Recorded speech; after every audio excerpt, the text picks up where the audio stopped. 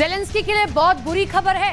Cluster bomb वाला खौफ ऐसा फैला कि अब अमेरिका ने F-16 पर पैर समेटने शुरू कर दिए हैं। बाइडेन ने वादा करने के बावजूद अब ऐसे हालात बना दिए कि ज़ेलेंस्की खुद F-16 फाइटर जेट से तौबा कर सकते हैं।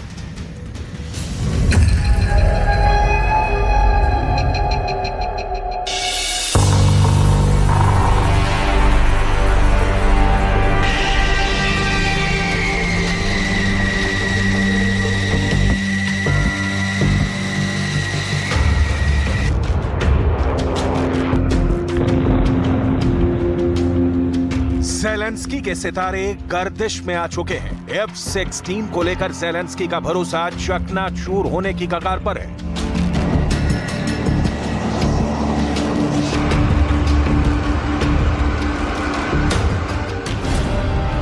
क्या ज़ेलेंस्की की हार फाइनल हो चुकी है? क्या अमेरिका ने यूक्रेन के साथ बहुत बड़ी साजिश कर दी है? क्या ज़ेलेंस्की की पीठ में छुरा भोंक दिया गया है?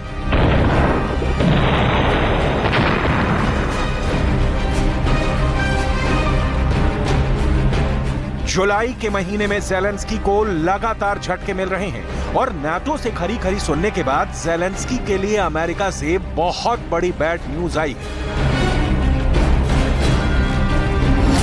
खबर ऐसी है कि जिस F-16 का वादा अमेरिका ने मई 2023 में किया, वो फाइटर जेट अब ज़ेलेंस्की को 2024 में मिलने के आसार लग रहे हैं। यानी ज़ेलेंस्की के पायलट इस जहाज से पुतिन पर हमला 2024 में ही कर पाएंगे। ये जानकर ज़ेलेंस्की के होश उड़ गए हैं। ज़ेलेंस्की को बाइडेन का वादा नजर आ रहा है, जो अब खोखला साबित होता दिख रहा है। खबर यह है कि अमेरिका के राष्ट्रीय सुरक्षा परिषद के प्रवक्ता जॉन किर्बी ने एक इंटरव्यू में कहा कि यूक्रेन को 2023 के आखिर तक ही F-16 विमान दिए जाने की संभावना है। हालांकि F-16 फाइटर जेट को लेकर अमेरिका ने एक बड़ी बात कह दी है, जिससे पुतिन बहुत खुश होंगे और ज़ेलेंस्की का पूरा हौसला डगमगा सकता है। जॉन किर्बी ने यह भी कहा है कि अमेरिका ये नहीं कह सकता कि सिर्फ F-16 के जरिए ही इस युद्ध को यूक्रेन के पक्ष में किया जा सकता है। अब यही ऐसी बात है जिससे ज़ेलेंस्की की पूरी प्लानिंग बिगड़ सकती है। जो ख्वाब उन्होंने F-16 को लेकर देखे हैं वो चकनाचूर हो सकते हैं, क्योंकि अमेरिका की ये दो स्टेटमेंट ज़ेलेंस्की के साथ बहुत बड़ा खेला कर सकती है।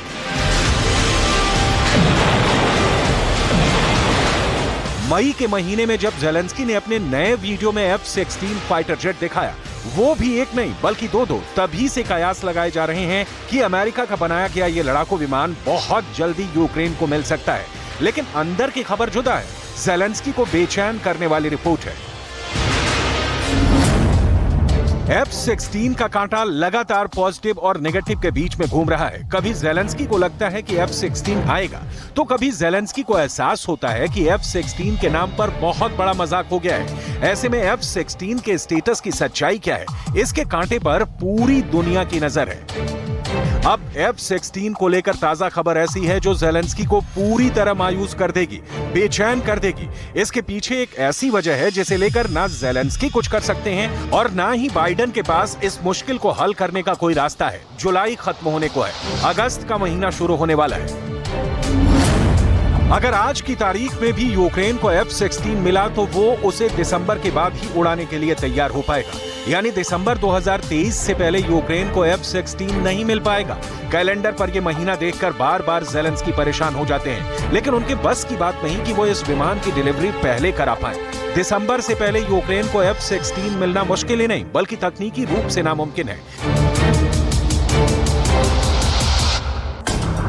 दिसंबर 2023 में ज़ेलेंस्की को ये फाइटर जेट मिल भी गया तो वो इसे 2024 से पहले नहीं उड़ा पाएंगे। इस बात का एहसास ज़ेलेंस्की को चाहे ना हुआ हो, उनके मंत्री इस बात को बहुत अच्छी तरह जानते हैं। यूक्रेन के विदेश मंत्री दिमित्रो कुलेबा हाल ही में कह चुके हैं कि यूक्रेन के आसमान में F-16 2024 के मार्च तक ही नजर आएगा। इस बात की चर्चा ग्लोबल मीडिया में पहले से हो रही है, इसलिए साफ लगता है कि ज़ेलेंस्की किसी और दुनिया में है और F-16 को लेकर उनके तेवर बैक फुट पर नहीं बल्कि फ्रंट फुट वाले नजर आ रहे हैं। Перший же український F-16 стане одним із найсильніших сигналів від світу, що Росія через її ж агресію лише втрачатиме, буде слабшою, ставатиме ще більш ізольованою. Це буде сигнал, що російський терор програв, а наш світ, який заснований на повазі до незалежних націй і до права народів самим обирати свій шлях,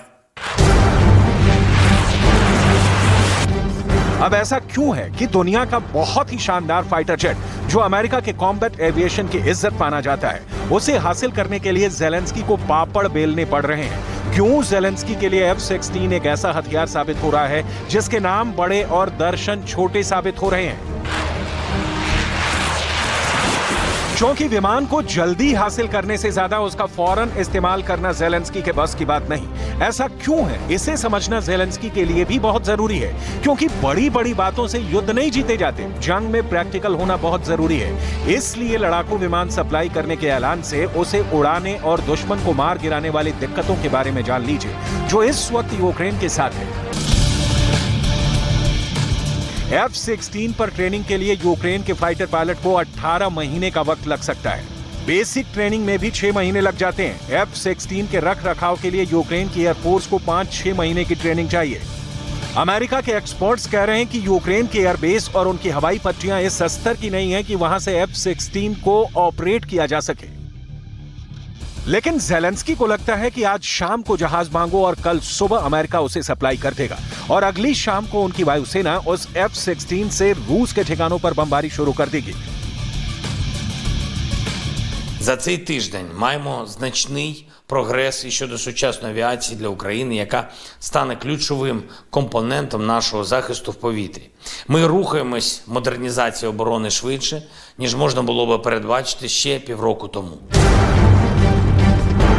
जेलेंस्की F-16 के लिए लंबे वक्त से जद्दोजहद कर रहे हैं। इसके लिए वो यूरोप की हर बड़ी कैपिटल का दौरा कर चुके हैं, अमेरिका के नेताओं से भी कई मुलाकात कर चुके हैं। इसलिए देर सवेर उन्हें ये फाइटर जेट मिल ही जाएगा। लेकिन सवाल है कि तब तक वो क्या करेंगे? पुतिन के हमलों को कैसे रोकेंगे? पुतिन ने तो अब खेरसोन पर भी फिर से नजरें गड़ा ली हैं। यही वजह है कि जेलेंस्की बहुत जल्दी F-16 हासिल करना चाहते हैं।